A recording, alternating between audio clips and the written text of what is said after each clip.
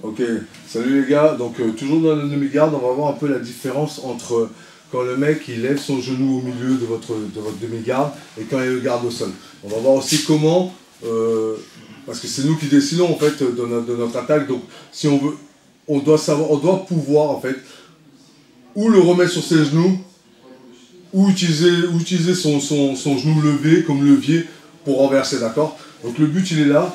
On va juste voir cette position là, c'est-à-dire que premièrement, il a le genou au sol. Donc là, c'est très bien. Je suis sur le côté. Mes mains protègent ce bras-là au cas où pour pas qu'il vienne trop me chercher le col. Surtout pas d'ailleurs. À partir du moment, ça aussi, c'est un truc. Hein, s'il me prend le col, on arrête. Faut pas tenter un renversement. Il va vous passer à garde. Faut d'abord faire lâcher ça. Et après, on retravaille sur ça. D'accord? C'est super important ce petit détail parce qu'il y a des mecs qui essaient de renverser ou de faire quelque chose avec le mec qui vous contrôle là. C'est mort. Faut comprendre un truc, c'est que pour vous passer la demi-garde ou la garde, il faut qu'il ait ce contrôle pour stabiliser la position. C'est-à-dire qu'il peut passer, mais s'il n'a pas la main qui contrôle le haut du corps, il ne pourra pas stabiliser la position, mettre les points de passage. C'est hyper important. Que ce soit en kimono ou sans kimono d'ailleurs. Un truc qui est important, c'est de ne pas se faire contrôler la tête. C'est une des choses les plus importantes dans une demi-garde. Et il vaut mieux faire lâcher et recomposer que partir sur un renversement avec le contrôle ici, d'accord? Donc ça, c'est important de faire lâcher et ensuite de travailler. C'est pour ça que moi, j'aime bien mettre ma main là à l'épaule ou ici et avoir un contrôle là sur sa main pour pas qu'il vienne me rechercher. Ok. Ensuite, on va voir un truc. Là, il reste au sol, d'accord? Donc là, ça va être facile pour moi de rentrer dans ma demi-garde, ok?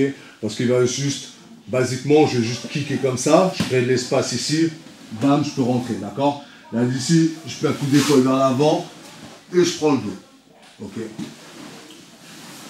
Pareil aussi, sur les mouvements de bras, en fait, il y a beaucoup de gens, c'est pas juste la main, en fait, qui fait ça, c'est votre épaule qui bouge en même temps. C'est-à-dire que en même temps que je mets le bras, mon épaule, elle doit bouger pour créer l'espace, ok? Super important. Donc, on est là, bam, je vais kicker, 1, je rentre, 2. Une autre chose, quand je rentre ici, je ne reste pas comme ça face à lui, parce que si je reste là, il peut me remettre au sol, tout simplement, ou même guillotine, etc., etc. Ce qui va se passer, c'est que dès que je rentre et que je suis en contact avec lui, maintenant je vais décaler, et je vais me mettre là, sur le côté. C'est-à-dire que près, je suis dans la même direction que lui au niveau de la tête. Parce que là, maintenant, s'il veut me remettre au sol, ben, c'est très compliqué. C'est beaucoup plus compliqué que si je suis ici. C'est ça, c'est une erreur que beaucoup de débutants font, c'est qu'ils prennent la demi-garde, ils se mettent ici, et forcément le mec il remet du cross-face, bam, et se retrouve là. D'accord? Donc c'est important que quand je rentre, je rentre ici, bam, et je décale. Je me décale légèrement. Sans enlever ma demi-garde, mais je me décale légèrement. Ça c'est important. Ok? Ça c'est une manière d'entrer. Une autre manière d'entrer maintenant. Il va lever son genou donc. Ok? Donc là, deux choix. Ou je travaille avec le genou, avec son genou levé, ou je le remets au sol. Pour le remettre au sol, je vais juste prendre les mêmes contrôles, je vais poser mon pied, je vais tirer en arrière et refermer ma demi-garde. Simple, basique, c'est une espèce de langouste, et le fait que j'ai le crochet là, je peux le remettre au sol, d'accord?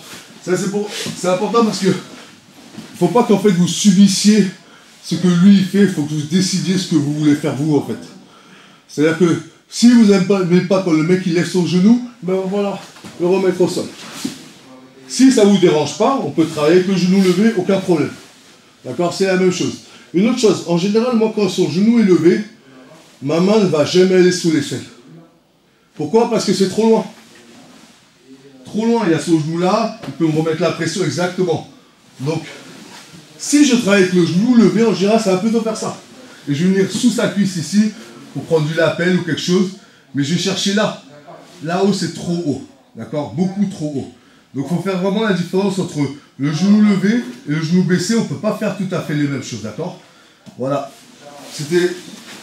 Alors, ce chapitre, il a l'air de rien comme ça, mais super important parce que c'est ce qui va faire que vous pouvez utiliser votre demi-garde ou pas. Il faut vraiment savoir quoi faire, à quel moment et par rapport à ce que fait l'adversaire. Ok? Os.